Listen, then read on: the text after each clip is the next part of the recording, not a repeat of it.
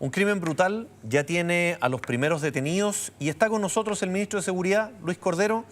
Tercera vez, ministro, que está ya con nosotros en nuestro programa. A ver, vamos por parte. Lo primero, cuando vemos la detención de esta banda, vemos que la utilización de objetos tecnológicos por esta banda es quizá algo que no habíamos visto antes. Drones, posicionamientos, ellos ocupaban aplicaciones como Google. Sí. La policía parece que pudo pasar esa barrera y llegar a estos detenidos también con mucha tecnología. Sí, bueno, fue un gran trabajo policial de la Policía de Investigaciones. Este fue un crimen que conmocionó al país. La Policía de Investigaciones rápidamente conformó una fuerza de tarea multidisciplinaria. Es decir, no solo trabajó con detectives de la brigada de la región de O'Higgins, sino que también fueron detectives de brigadas de Santiago. Funcionaron en una fuerza de tarea con mucha tecnología y pudieron ir identificando, probablemente ustedes vieron, no se dijo acá, pero en la formalización, los datos vinculados a la pisada, cómo se hizo el levantamiento de evidencia en el lugar, además cómo se identificaron los tráficos telefónicos, y eso permitió ir acotando la investigación y poder tener en prácticamente 2 meses los resultados o el esclarecimiento policial de estos hechos. Lo que sí, esto permitía resolver o esclarecer policialmente algunas cuestiones que eran importantes, que estaban planteadas como dudas, interrogantes, con mucha inquietud al inicio. Al inicio de este doble homicidio, las preocupaciones eran si esto era crimen organizado, si aquí podría existir sicariato. Lo que en rigor tenemos... vendetta también se habló en su momento. Lo que en rigor tenemos es una banda dedicada a los robos en la comuna de Graneros. La mayoría de los miembros son de la propia comuna de Graneros, y una de las cosas que llama la atención es que ocuparon primero tecnología de acceso público, que es Google Earth, Dron, claro. Y dos, tenían un dron, en virtud del cual hasta ahora la hipótesis del Ministerio Público de la Policía es que con ese dron lo que en general realizaban era la planificación de los robos en distintos lugares de la zona, en el fondo, ¿no? Y por lo tanto, una de las hipótesis del Ministerio Público, el fiscal regional lo planteó días atrás, es que esta misma banda hubiese estado involucrada en otros robos ocurridos en la comuna o en la región. Ministro, este robo igual nos mostró varias cosas, porque por un lado, está claro, lo que nos dice usted, el actuar de la policía fue súper rápido. Descubrir o ya desbaratar una banda, tomar a los autores en 2 meses, es un plazo que en general es corto. Estas investigaciones a veces son mucho más largas. Pero también nos dejó varias cosas este crimen que llamaron la atención. Por ejemplo, recuerdo el exfiscal Saba Chaguán, que estuve con él hace poco, decía, ¿por qué no se logra implementar un sistema que pueda localizar la llamada al 133? Sí. Cuando llama la víctima diciendo que están asaltando, los carabineros no sabían cómo llegar. Era un lugar de difícil acceso. Ella empieza a dar las indicaciones. Entiendo que a lo mejor con eso se traspasa una barrera de privacidad. Pero el llamado al 133 se puede hacer de manera georreferencial, o sea, que la persona que está llamando se pueda ubicar y saber quién es la persona que está llamando a la central de comunicaciones de Carabineros. Yo aquí distinguiría 2 cosas, la tecnología y, en segundo lugar, las restricciones normativas. Desde el punto de vista de la tecnología, Carabineros de Chile, la actual tecnología que tiene, sobre la cual funciona Cenco, y la llamada al 133 permite identificar el lugar geográfico de donde se está haciendo la llamada. Lo que pasa es que hay una barrera normativa. La barrera normativa es... por un tema de libertades personales. Y esencialmente la regulación de telecomunicaciones que existe en la actualidad respecto a las obligaciones, porque esto implicaría la autorización por parte de la empresa de telecomunicaciones de identificar el lugar de la llamada. Producto de las iniciativas de innovación tecnológica de Carabineros que venía desarrollando, y por eso la tecnología hoy día está disponible.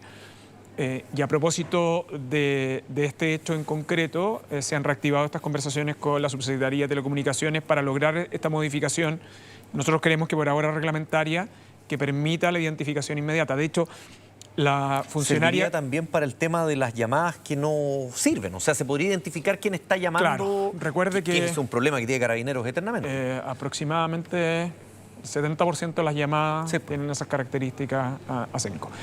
Así que lo primero es que la tecnología hoy día la policía la tiene disponible para ese fin, y es necesario resolver esta barrera normativa que está trabajando Carabineros con la Subsecretaría de Telecomunicaciones. De las armas que se utilizaron en este robo, una de ellas fue obtenida de un robo a una armería. Sí. En la región de O'Higgins también. Así Fueron 44 armas, solamente se ha podido encontrar una, que es esta. Es esta.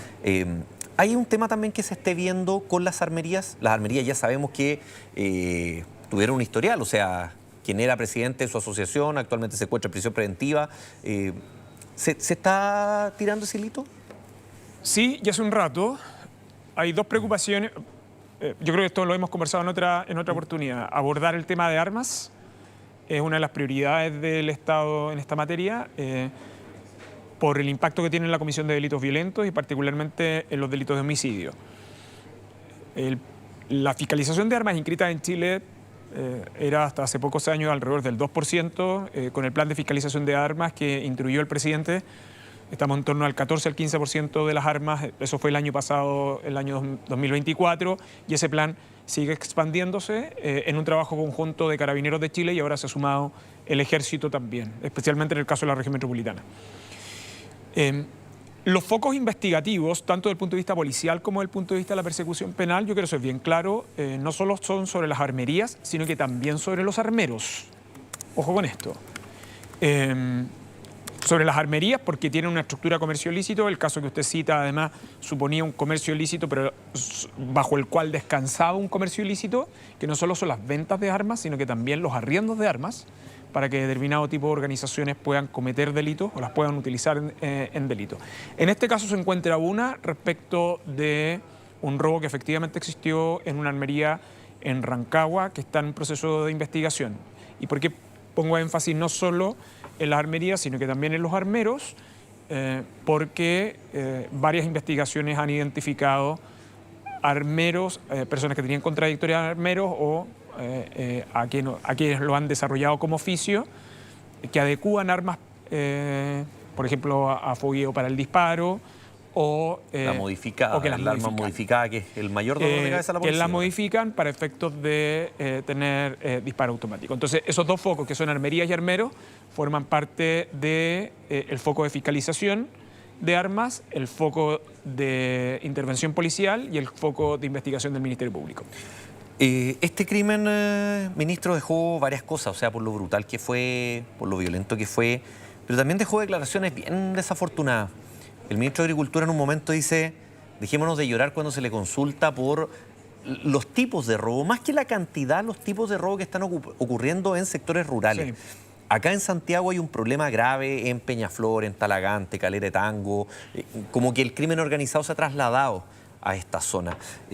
¿Siente que fue desafortunada la declaración? Yo creo que hay expresiones que son desafortunadas, especialmente cuando ocurren delitos violentos, yo diría no solo homicidios. Y esto tiene que ver con la forma en que las autoridades públicas tienen que enfrentarse frente a la desgracia, no solo ajena, sino sí. Porque la vida de una persona y la desgracia que pueda afectar a varios es obligación de las autoridades públicas la preocupación de ellas, ¿no? Entonces no es ajena, es propia también. Y yo creo que el Estado y sus funcionarios deben tener especial atención por lo siguiente, porque hay veces que nosotros nos encerramos en los fríos números, ¿no? Y podemos decir, mire, efectivamente nosotros venimos con una tasa a la baja en materia de homicidios, o, por ejemplo, determinado tipo de robo está a la baja, etc. Pero cuando ocurre una tragedia, esa tragedia es una muerte violenta, implica no solo un gran impacto para la familia directa, para su comunidad, en este caso para el país. Entonces, uno en general creo que tiene que atender ese tipo de preocupaciones porque tiene un impacto en la sociedad. Y esta es la distinción entre ser víctima de delito y tener la percepción de seguridad. Y creo que las autoridades, en la medida que transmiten los mensajes adecuados, se hacen cargo también de esa sensación de inseguridad, ¿no? Acá no fue adecuado el mensaje. Yo creo que no, y yo creo que también es un proceso de enseñanza. Ahora, en las zonas rurales, lo que ha ido produciéndose es un cierto cambio de la comisión de delitos por varios motivos, si me permite brevemente. En primer lugar, por el impacto de las parcelaciones, ¿no? La extensión de parcelaciones en áreas próximas a sectores urbanos, lo que hace que tenga una mayor distribución de segundas viviendas habitualmente, y eso tiende a generar condiciones para el robo en lugar no habitado, ¿no? Además, son lugares que, como se expanden, sin planificación adecuada, no consideran, por ejemplo, las dotaciones policiales. Las zonas rurales suelen ser lugares que denuncian poco. También. Al denunciar poco, entonces... Hay poca georreferenciación. Hay poca georreferenciación, impide hacer focos investigativos adecuados, pero además la localización de la distribución de policías.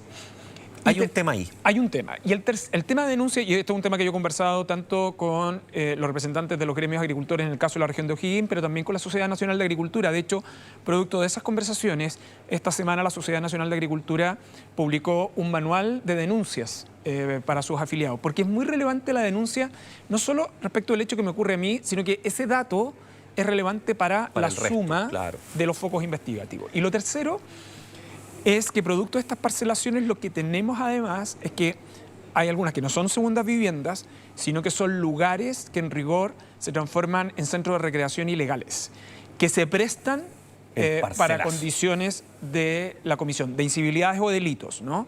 Que es lo que ha pasado en algunas de las zonas de la región metropolitana. Y el último fenómeno que hay en las zonas rurales con fuerte actividad económica agrícola es que existen ya no solo delitos de robos en lugares no habitados, sino que hay robos de maquinarias, ¿no? Y en segundo lugar, de agroquímicos. Pero en esos casos de esos robos, lo que tiende a producirse ahí es que la receptación está en el propio mercado agrícola. Entonces ahí lo que también hemos conversado con el sector agrícola es que hay que dar señales adecuadas del origen de las maquinarias que se arriendan o de los productos agroquímicos que se adquieren. Vamos un poquito a la contingencia. Perfecto. Ayer, fiscal Cooper, lo sacan de la investigación del caso Procultura. La Corte de Apelaciones da un fallo bien categórico referente a cómo se intercepta la conversación telefónica entre la psiquiatra del presidente y el presidente. La oposición ha sido súper crítica de esa decisión, habla incluso de intervencionismo, una serie de apelativos de esa forma. ¿Cómo lo ve el gobierno? El gobierno tiene la misma posición desde el principio. El gobierno, el presidente de la República, lo que ha dicho, especialmente desde que se filtró la declaración o la interceptación de la conversación del presidente, estamos entre medio de una divulgación de información respecto de la cual ni siquiera todavía tenemos conocimiento a qué persona se va a formalizar y por qué he hecho esa divulgación. Por cierto, yo he dicho es escandalosa porque es ilegal.